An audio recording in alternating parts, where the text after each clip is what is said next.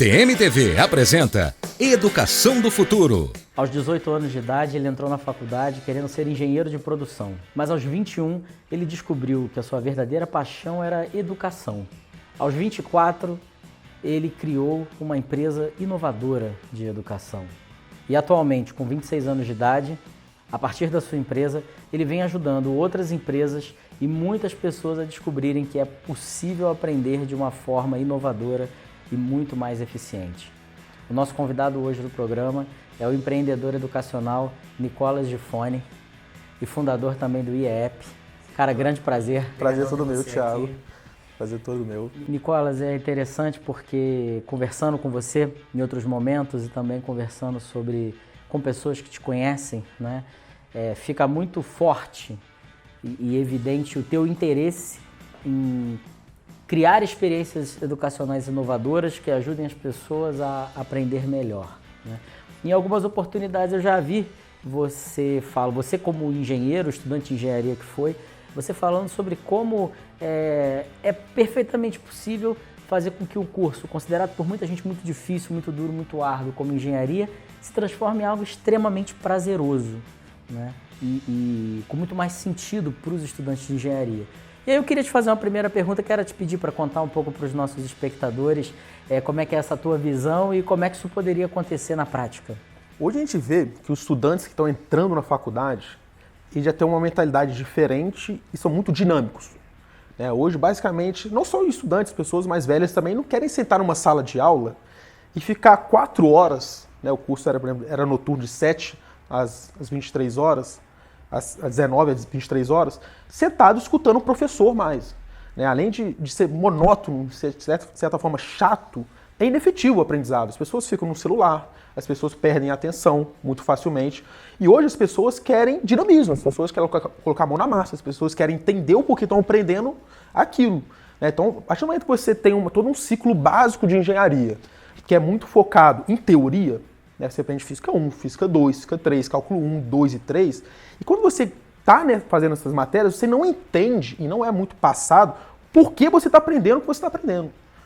E o porquê das coisas, que está muito relacionado ao nosso lado emocional, que é o que direciona o comportamento, direciona interesse das pessoas, direciona as pessoas quererem fazerem mais. Então, as pessoas têm dificuldade de entender o porquê aprendem aquilo, e isso é feito num estudo, de uma sala de aula muito monótona, com baixa interação entre as pessoas, não há muita interação professor e aluno, o estudo é teórico e não consegue entender onde aplicar aquilo. Então, se a gente tivesse um estudo hoje de engenharia, isso em vários âmbitos, que fosse prazeroso para as pessoas, no sentido de poder participar, de poder ver a aplicabilidade, de poder ver claramente onde que ele pode aplicar aquilo na vida real deles e poder colocar a mão na massa. Eu acho que seria muito mais prazeroso, gerar muito mais interesse dos alunos do que o modelo tradicional, que é mais focado em teoria. Muitas vezes teoria que hoje no mundo atual nem se vale mais, São teorias desde 40 anos atrás, que se eu olhar no mundo atual hoje não é tão aplicável mais com as mudanças, com as tecnologias. Eu concordo com você em partes e muitas vezes conversando com educadores e gestores educacionais, as pessoas falam assim: Thiago, eu entendo e faz sentido, mas na prática é praticamente impossível de você fazer de outra forma, de você criar uma experiência educacional que não seja como a tradicional. E aí eu te coloco essa objeção, eu imagino que as pessoas devam falar isso para você também. Ok, na teoria funciona, mas e na prática? Dá para fazer de um jeito diferente? Sim, com certeza. Tem inclusive cases de sucesso, sobretudo dos Estados Unidos, mas cases também nacionais que estão surgindo ainda, que mostram que o ensino pode sim ser pela prática. O pessoal chama isso de PBL, que é o Project Based Learning. Você aprende por meio de projetos. Um exemplo muito forte disso é a Olin College, nos Estados Unidos, na qual os 2 primeiros anos da engenharia são todos projetos, não há aprendizado teórico. Então, em tese, o estudante ele não cumpre o ciclo básico, ele não começa cumprindo o famoso ciclo básico, seria isso? Ele cumpre de forma diferente. Então, por exemplo, ele precisa de cálculo, ele tem uma série de projetos interdisciplinares. Então, por exemplo, ele junta uma turma de engenheiros de produção, engenheiros mecânicos, engenheiros elétricos e tem que criar uma solução, um produto novo. Isso é uma matéria deles, que eles têm muito legal, com várias pessoas desse ramo. E para eles criarem essa solução, por exemplo, que é logo no primeiro período, eles vão precisar de física, eles vão precisar de cálculo. Então, eles aprendem isso fortemente, mas na prática. E entendem como aplicar isso. E a gente entende sim que tem cases bem legais que você pode aprender por meio de projetos. por meio de habilidades, por meio de trabalhos em equipe, por meio de aplicação real daquilo que a gente está vendo. Lógico que é uma coisa embrionária também, não tem tantos cases de sucesso, mas tem muitas universidades indo nesse caminho e tendo um sucesso bem considerável. Então, o que faz um jovem que, em tese, consegue alcançar uma oportunidade de estar dentro de uma boa universidade fazendo engenharia, deixar a engenharia de lado para empreender na educação? Legal, eu acho que o estopim disso foi um inconformismo, né? Eu tive algumas experiências de ensinar durante a faculdade, pude dar palestras, pude dar alguns treinamentos, e eu gostei muito dessa área de ensinar, então me chamou muita atenção, né? O fato de você ensinar e procurar ter que os seus alunos, de forma genuína, tenham a melhor experiência possível, né? E isso foi muito prazeroso para mim como estudante na época, poder ensinar liderança, que é um tema que eu gostava muito, ensinar sobre gestão, ensinar sobre área de produção e outras coisas. Então aí eu comecei a ter uma paixão legal, um interesse pela educação. Trabalhei com outras empresas de educação também que foram bem consideráveis, e com o tempo que eu fiquei nos Estados Unidos, eu participei de um movimento que foi muito legal, que chama Students for the Whole New Engineer, que é um movimento global de transformação de educação em engenharia. Então era um núcleo de pessoas, de estudantes na época, que se reuniam de forma online para discutir como a educação poderia ser diferente. Então tinha 2 representantes brasileiros, era eu, mais um estudante de engenharia da UFMG, tinha pessoas de Harvard, pessoas de Marrocos, pessoas da China, do Japão, e a gente discutia o que mais diferente estava tendo em cada país para ensinar de forma diferente. E lá, conversando com essas pessoas, vendo que várias universidades, várias pessoas estavam indo na linha de educação, e gerou um inconformismo muito grande, falei, pô, a gente também pode fazer diferente aqui. Não tem nenhum segredo milenar que eles estão fazendo. Eles têm um conceito diferente sobre educação, uma educação muito mais prática, muito mais aplicada, e muito mais focada, inclusive, em que chama de soft skills, né, habilidades humanas, junto com a teoria, para ensinar de forma diferente. Eu vi claramente, pô, a gente pode aplicar isso no Brasil, né? Seja na faculdade, seja fora da faculdade, seja no mundo dos negócios, seja na escola básica, é totalmente aplicável em vários conceitos. Então isso gerou um inconformismo grande em mim, falei, pô, a gente pode fazer diferente.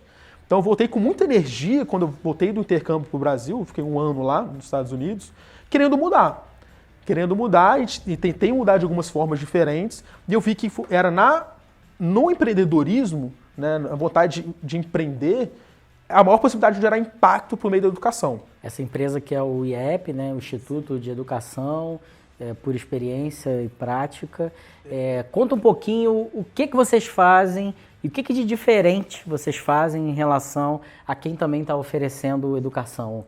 Tá, legal. Quando a gente criou o IEP, né, a gente queria ensinar de forma mais prática, de forma diferente, né, muito focado em desenvolvimento de lideranças. Então a gente desenvolve muitos líderes com as competências do futuro, né, que são hoje em dia dos presentes de fato, e habilidades gerenciais. E o que a gente via muito? Eu já, durante a graduação, participei de vários cursos, né, e eu já fui em curso, por exemplo, de gestão de projetos. Você ficava 60 horas numa sala de aula escutando o professor, e o máximo de interação que você tinha um quiz. Já fiz curso de gestão de estratégia, que você ficava sentado 8 horas o dia inteiro escutando o professor, com baixa interação. E a gente viu que esse modelo, quando a gente começou a estudar mais educação, né, que veio desse inconformismo, a gente viu que tinha formas melhores de ensinar.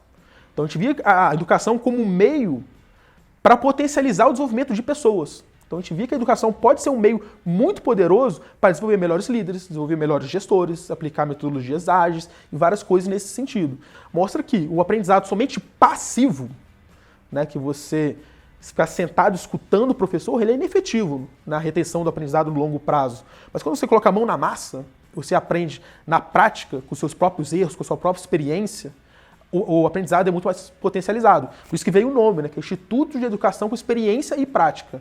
Ou seja, o que a gente possibilita para os nossos alunos são uma experiência prática, eles aplicarem os conceitos que a gente está falando ali na hora. E eles vão ter dúvidas, eles não vão, às vezes, não conseguir fazer. E a gente vai estar ali com um atendimento personalizado, diferenciado, para tirar essas dúvidas, para as pessoas, às vezes, saírem de um dia de imersão, de gestão de projetos ou liderança, sanando suas dúvidas, conseguindo aplicar no dia seguinte. Né? Então a gente defende essa aplicação do dia seguinte na empresa, e isso só acontece de fato se as pessoas tiverem experiências práticas suficientes para tirarem suas dúvidas, tirarem suas objeções durante a própria capacitação. Eu acho que fica muito evidente, Nicolas, da sua fala, o seu olhar crítico em relação aos modelos formais de educação que a gente tem hoje, E sem sombra de dúvidas, essa conversa aqui, eu acho que ela é uma conversa que traz muita contribuição, não só pelas referências que você citou, mas acho também pelo teu próprio exemplo, né, de se sentir inconformado, perseguir, seguir atrás e buscar tentar resolver os problemas educacionais através de empreendedorismo. Eu queria te fazer uma última pergunta muito simples, né, pensando que você é esse empreendedor altamente crítico com os modelos educacionais no Brasil, você é otimista com o futuro da educação brasileira? Sim, eu sou sempre muito otimista em relação ao futuro. Por quê? Assim como a gente, né, do IEP, tem uma série de outras iniciativas que a gente vê no Brasil e no mundo que já entendem isso, que vê que a educação precisa ser diferente e estão lutando por isso. Às vezes ainda de forma local, não tão conectada ainda, mas tem várias pessoas que pensam isso e concordam com isso.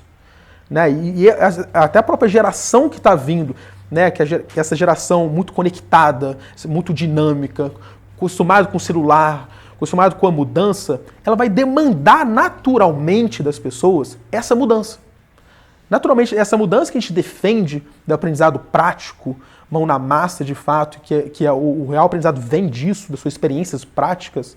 Muitas pessoas estão defendendo isso, muitas pessoas falam isso, está vindo toda uma nova geração que defende e necessita disso. Hoje a gente vê que as faculdades têm um índice muito grande de pessoas que não terminam a faculdade. E não por incapacidade técnica ou de inteligência, por perder o interesse mesmo, isso é muito comum. Não só em faculdade, né? Escolas fundamentais, ensino médio, né? Ensino superior e por aí vai, as pessoas perdem interesse. Mas essa geração que está vindo, ela demanda mudança para já. E tem muitas pessoas indo nesse caminho, então eu acredito muito nesse critério de abundância e sou muito otimista que essas pessoas que hoje estão locais, não estão conectadas, vão criar um movimento forte o suficiente para mudar essa educação. Então eu sou bem otimista em relação a isso. Cara, parabéns aí por toda a tua trajetória e muito obrigado aí por ter vindo hoje. Tenho certeza aí que contribuiu muito para os nossos espectadores. Pessoal, muito obrigado e até a próxima.